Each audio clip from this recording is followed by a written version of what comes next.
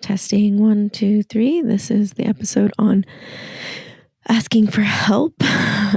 Tactical by Kiara.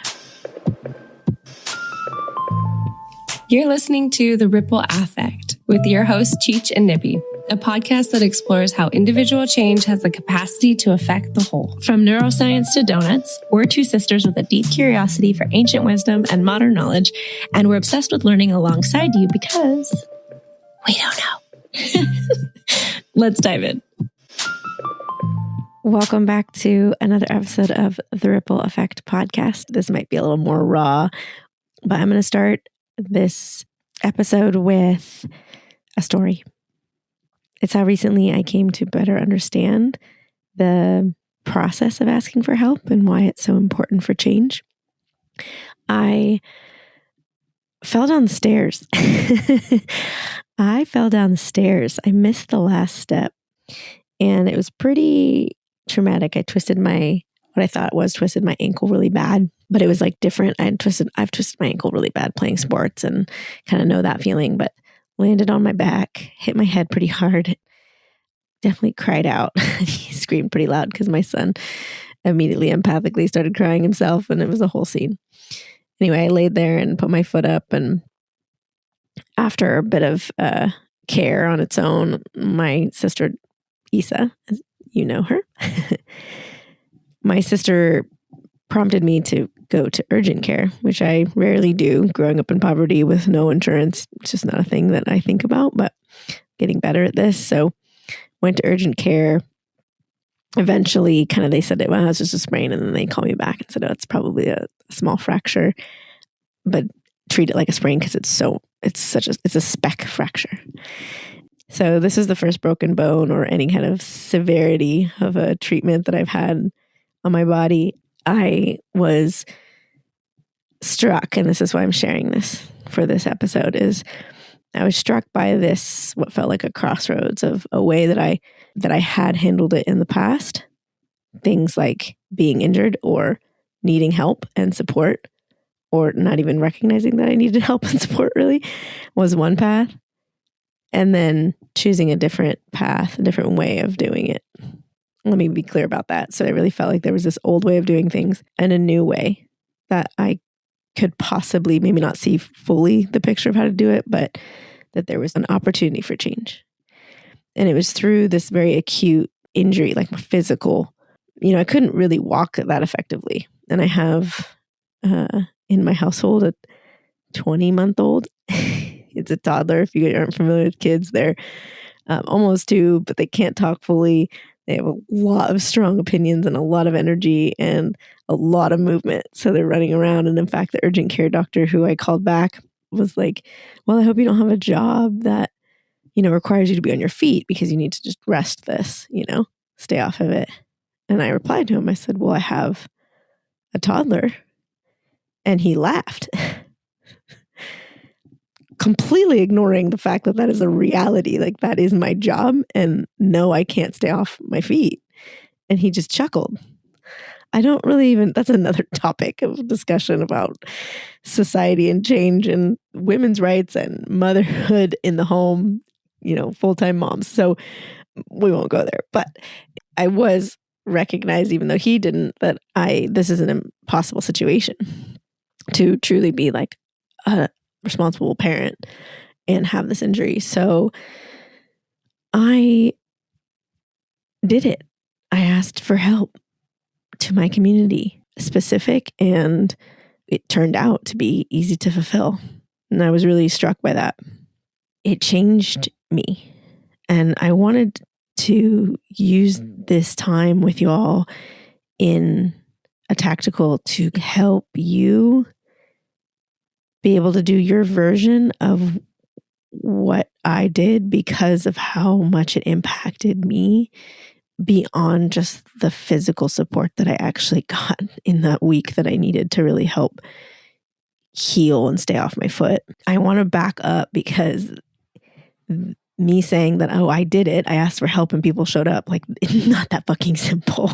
It really wasn't. I mean, ultimately it was, but there was a lot of steps before that. There was a lot of growth and pre-support, I recognize.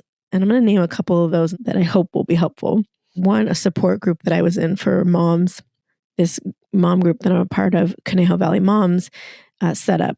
And it's called Real Talk with Moms. And it was a support group with a licensed therapist, a small group. One of the sections of it brought this up, like, what is asking for help?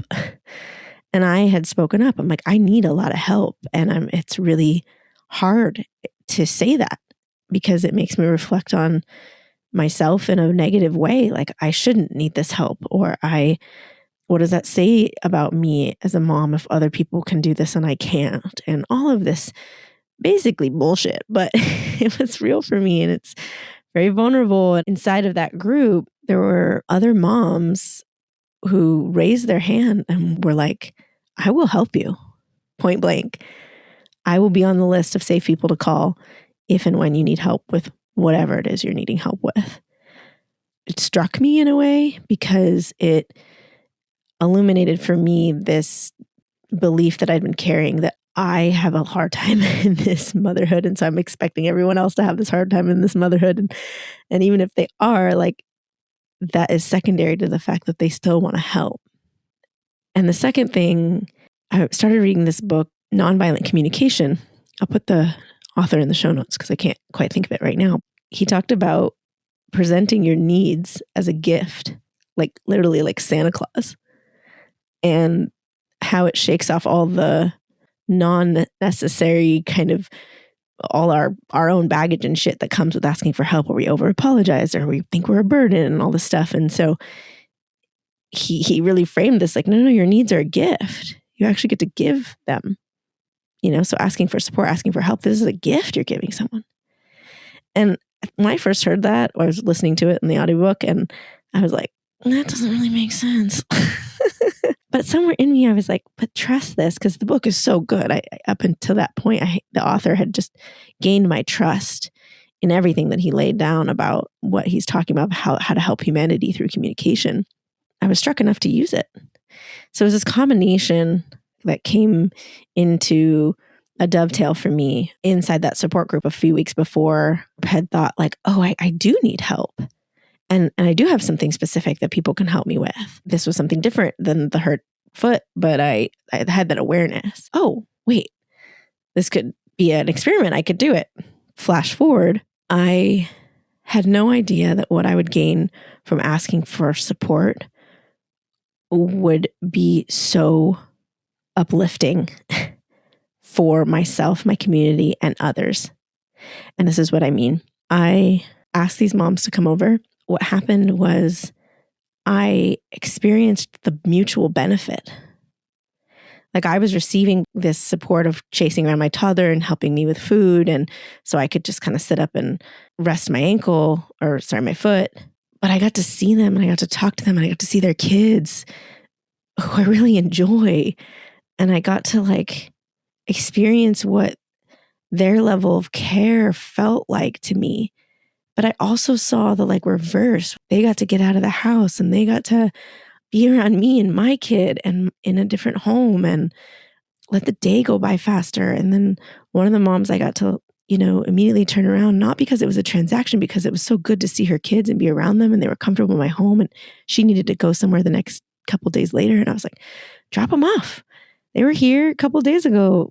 My son loved playing with them. Like, do it again. And it was so reciprocal. And it was community and it was beautiful. I mean, truly, it changed me. It changed how I thought about my needs and asking for help and what it actually looks like to give.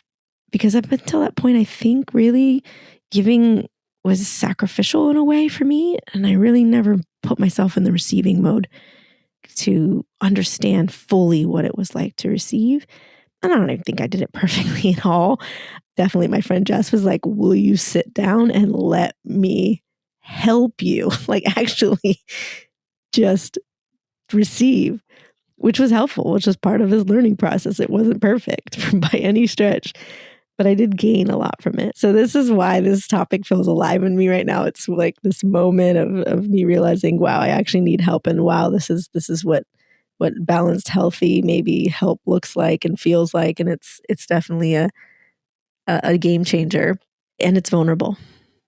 Asking for help requires vulnerability, and vulnerability is often the doorway to change. And so I outlined a couple of things. Naming the blockade, like what is in the way, before we ask for help, identify any internal blocks. So some possible blockades. I should be able to handle this. People won't show up anyway. Rejection. I don't want to be a burden. That's one of mine. If I ask, I'll seem weak. If I need help, what does that say about me? No one will do it right. It's a big one of control. I might as well just do it myself because it's going to take me longer to explain what I need rather than just do it myself.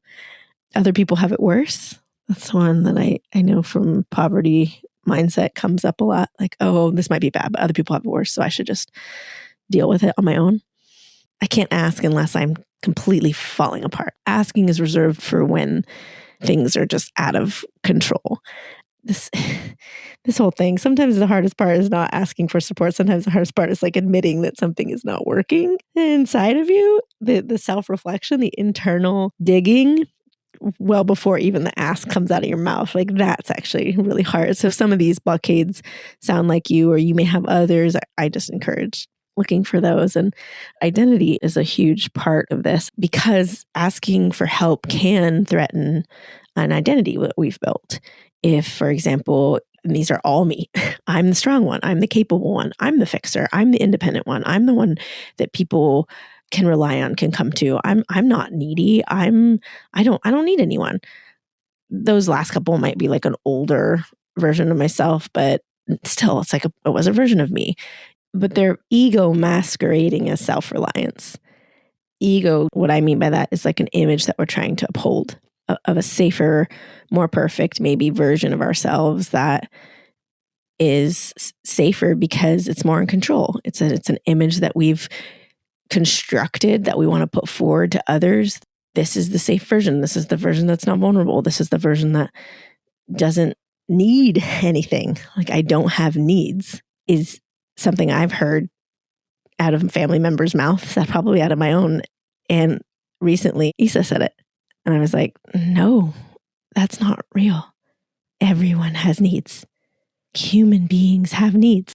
So to go from a person who doesn't ask for help to change and transition into someone who does, any kind of change has to do with that transition of identity.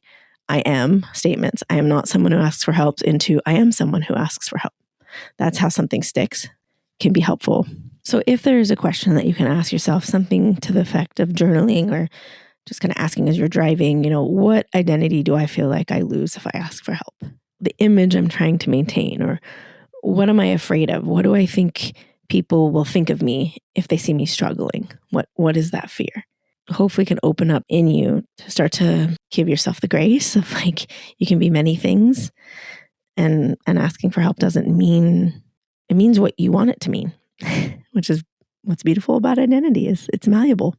So much of this podcast is rooted in how we can change ourselves so that we can benefit the wider whole.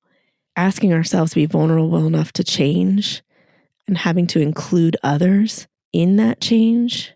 This is where asking for help becomes part of the change work. It asks us to release an outdated version of who we think we have to be. There's something to be said about the belief systems, identity belief systems. It's all this like kind of deeper level work. But our resistance to asking for help often comes from beliefs we learned through personal, family, cultural, religious, gender experiences, or generational conditioning, all of that. People won't show up is a common belief. Needing help means I've failed. My needs are too much. Maybe you've heard these things from your parents. I have to earn support. Maybe this is something that's passed down because you're a woman or a man. Rest must be deserved. Support comes with strings attached.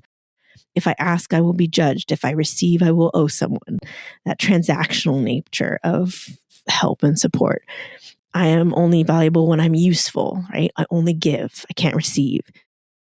There's a lot of fear in some of our belief systems. And we want belief systems that help us feel safe. And some of these belief systems are directly contributing to making us feel unsafe in the very thing we need, which is support. And so there's this deep fear of lack of support that can lead us to isolate, just tough it out. Going back to the story, for me, I saw that pivot point because I was like, I can tough it out and just deal with this injury. It's to minimize it. It's probably not that bad. And then to deal with whatever the repercussions of scar tissue or just having it be longer to heal. And that was where my little red alarm bells went off. Like, I have to make sure this heals. I can't be handicapped and be the mom that I want to be. It just hit me. I was like, I can't do this on my own either. My reality in that is facing that fear of not being able to be the mom that I wanted to be was stronger than some of these fears that come up from my belief systems. And I mentioned being a woman, and I think it's very, very valuable to look at this for a second, because there is gender conditionings that can shape who feels allowed to need help and what kind of help feels acceptable and how that request is received. And race and class and immigration and economic status and all that shapes how we have access to help. So like oppression, I don't know if that was the right word, but oppression can make asking for help more complicated and risky and unavailable. And so those are all important things to consider. Basically, what I'm trying to get at is that like help is not equally accessible to everyone. Some people are not resisting help because of pride. They have like learned through lived experience that help was unsafe or unavailable or conditional or costly. And if you are that, or if you see that in your life where someone's having a hard time with asking for help, that may like just be where it's at. So now pivoting to like some of the internal stuff that's going on with us that is at play.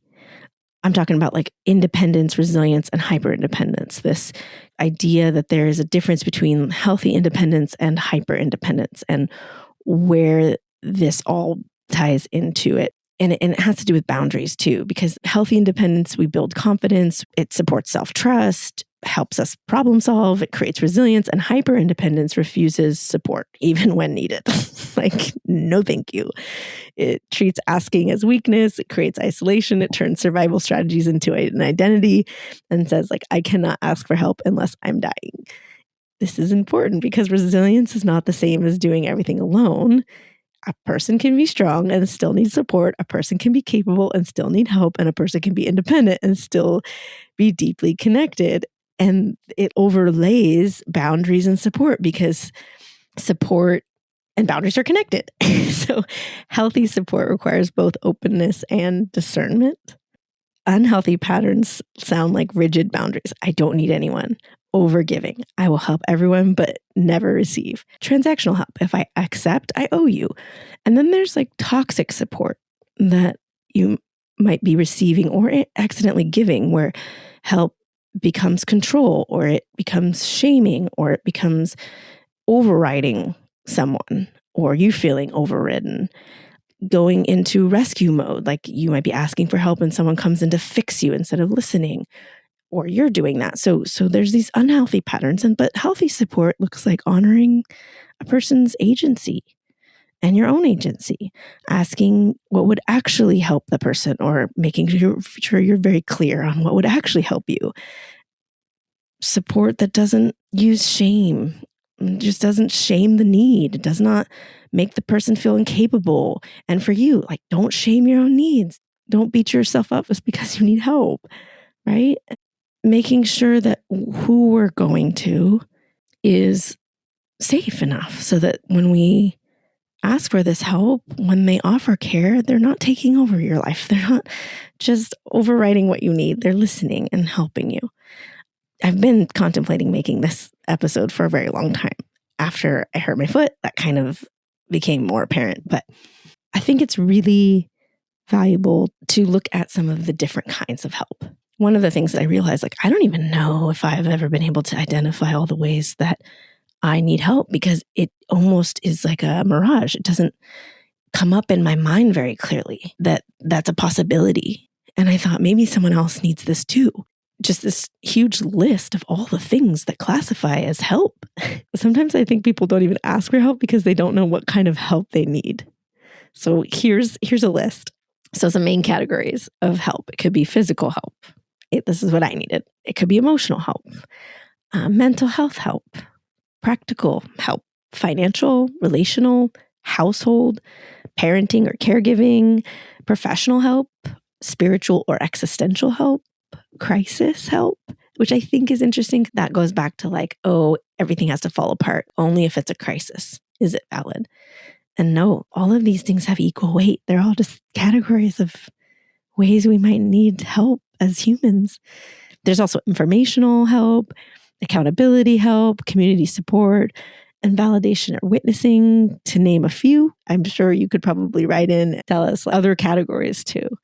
But I think what it boils down to is that most help falls into like one of like three deeper needs. I need someone to care for me. So it's like emotional help, witnessing, comfort, validation. I need someone to help me carry this. That's like practical support, childcare, meals, money, errands, logistics. Or I need someone to guide me. Therapy, mentorship, coaching, education, advice, professional support. Again, there's probably a million different ways to frame this, but this is something to start thinking about. Create your own framework for what are the main buckets of categories that you find yourself needing support with.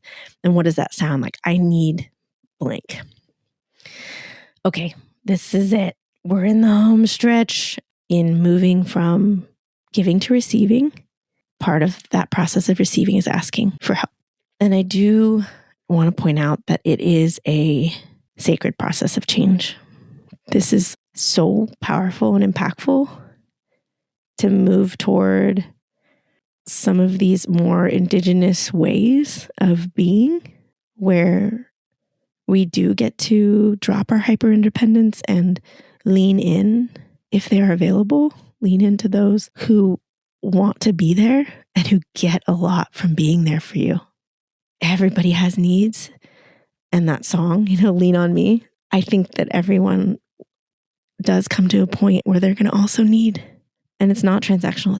And if we understand that's sacred, and we understand that we're meant to move into that positioning, receiving, giving, receiving, staying and receiving for long seasons of time, moving into giving when we can, that rhythm or that awareness provides the foundations and the platforms for change. And so here's a couple steps to start if you really feel out of your depth.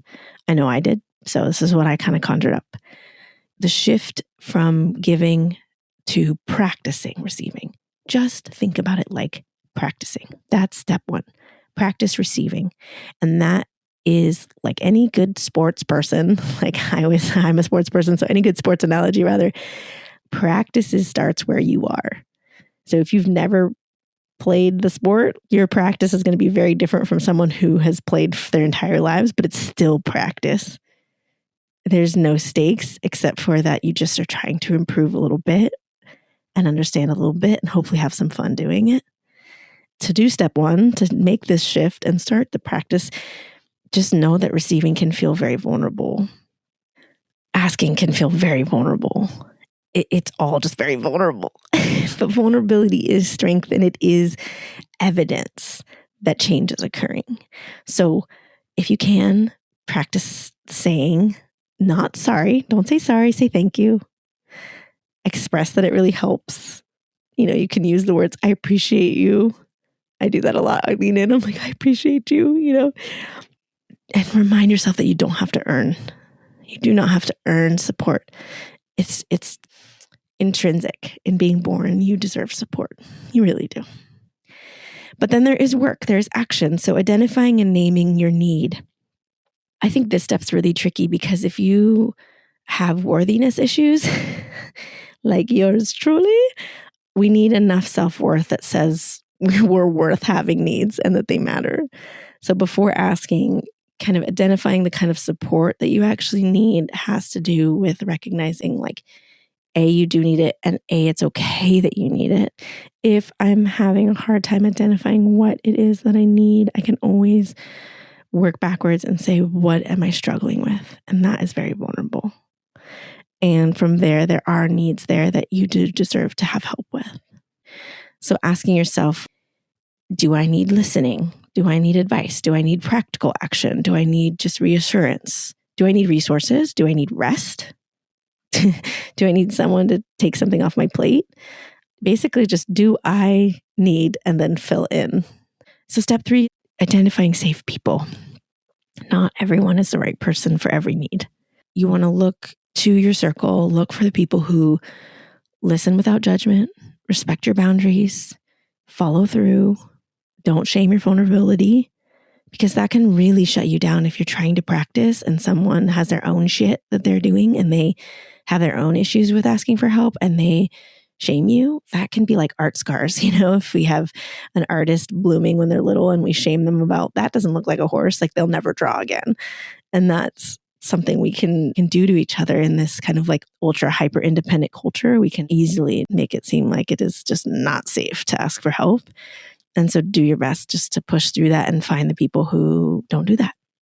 And also find people who can be honest without being harsh and have a capacity to help, which is a tricky one because I automatically assume that my capacity is other people's capacity.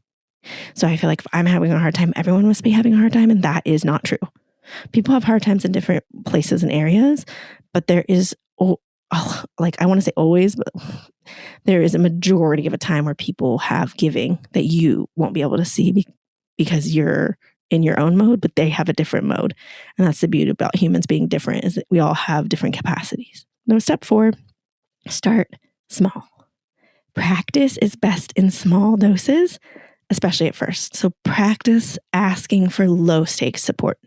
This is actually, I think, a part that was really contributing to the ability for me to get to the place when I hurt my foot to ask for support. I had been starting to do this process through low stakes. And it had started in that support group with like, can I identify something as a mom that I'm having a hard time with? And can someone help me with it? And those moms raised their hand, right? Very difficult for me, very vulnerable for me, but I'd already kind of done that in small doses. So I think by the time I got to my foot and it felt bigger, I was able to lean on those trusted people. And so an example of low stakes support can be, and this is going to be funny, but like, can you grab that for me?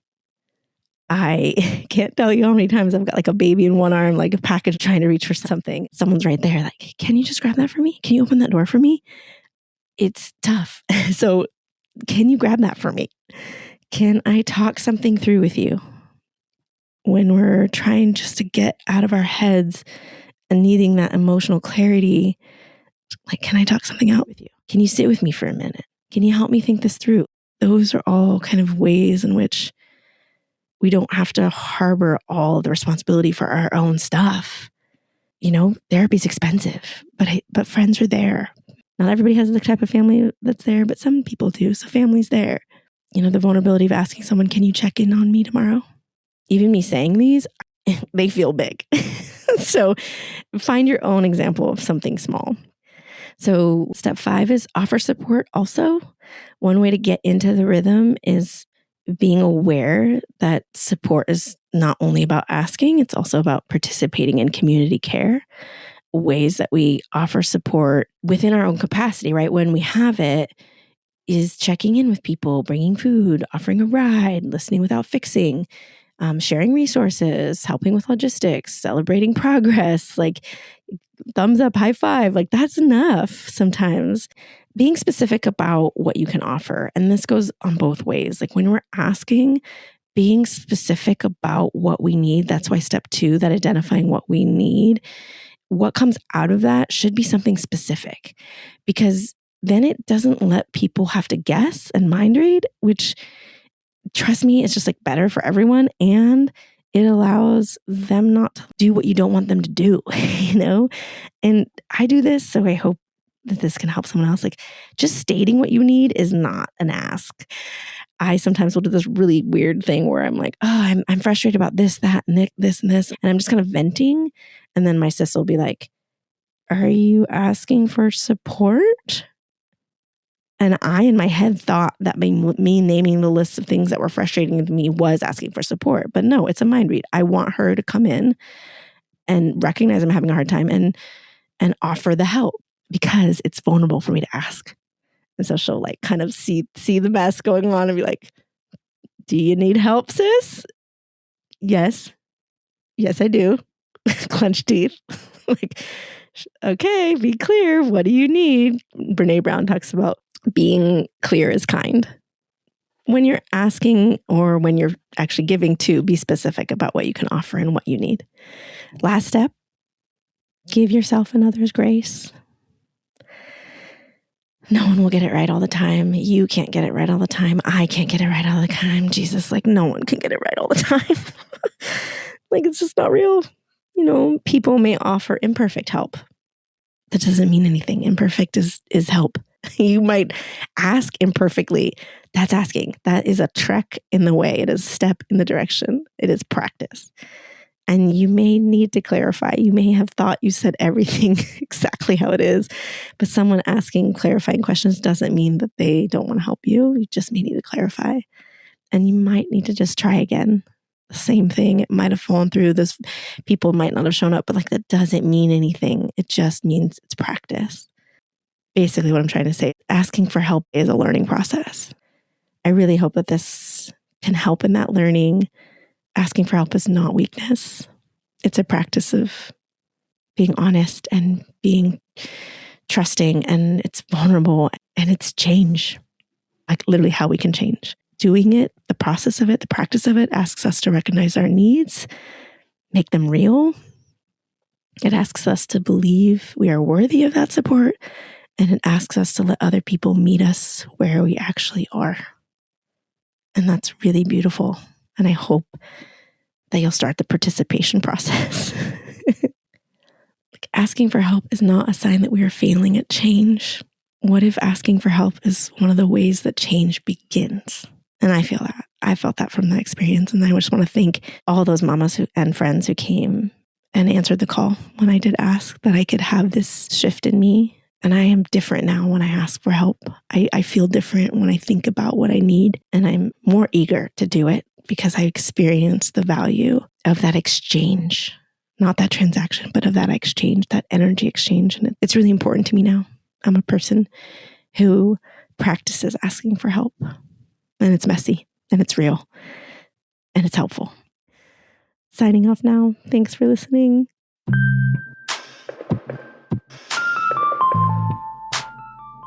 Thanks for listening to another episode of The Ripple Affect. We're looking forward to exploring a different facet of change with you next time.